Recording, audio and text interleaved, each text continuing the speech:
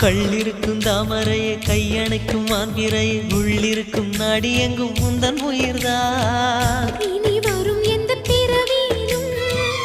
உனை சேர காத்திருப்பேன் விழி மூடும் இமை போல விலகாமல் வாழ்ந்திருப்பேன்